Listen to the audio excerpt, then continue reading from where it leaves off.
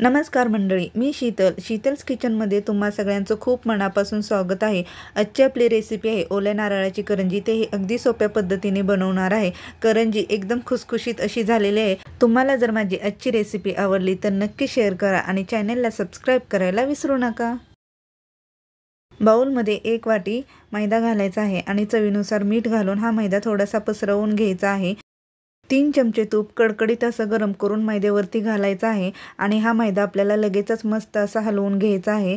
मैदा एकसारखा असा हलवून झाल्यानंतर थोडासा थंड झाल्यानंतर हाताने मस्त या पद्धतीने चोळून घ्यायचा आहे, म्हणजे तूप एकसारखं असं लागलं जाईल। अर्धी वाटी दूध थोडंसं कोमट करून घेतलेलं आहे आणि थोडं थोडं करून मैद्यामध्ये घालून मैदा मळून घ्यायचा आहे। इथे मी मैदा मळून घेतलेला आहे। कणिक मीडियम अशी मळलेली आहे आणि ही 5 मिनिटासाठी झाकून ठेवूयात। तोपर्यंत आपण सारण बनवून घेऊयात। कढईमध्ये 1 चमचा तूप घालून घेऊया। 5 ते 6 बदाम बारीक कट करून घेतलेले आहेत आणि 5 ते 6 काजू देखील बारीक कट करून घेतलेले आहेत। हे दोन्ही आपण तुपामध्ये मस्त असं परतून घ्यायचं आहे।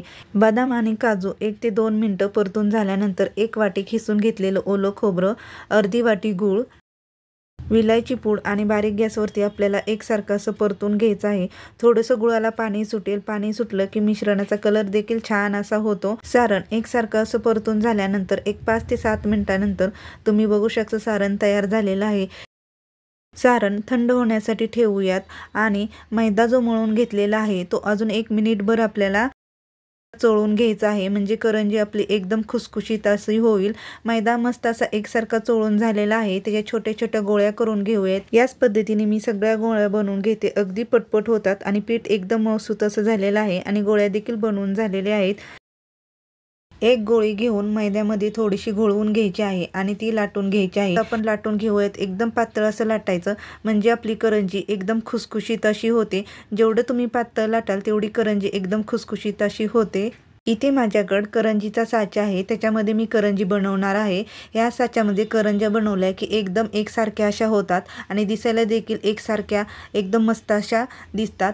खालच्या भागावरती सारण घालायचं आहे आणि वरचा भाग फक्त असा आपल्याला उचलून ठेवायचा आहे आणि वरून असं दाबायचं आहे। करंजीच्या साच्याला वरून एकसारखं असं दाबून घ्यायचं आहे आणि नंतर तो खोलून जे शिल्लक राहिलेलं पीठ आहे ते काढून घ्यायचं आहे आणि तयार आहे आपली करंजी। याच पद्धतीने मी दुसरी देखील करंजी बनवून घेते।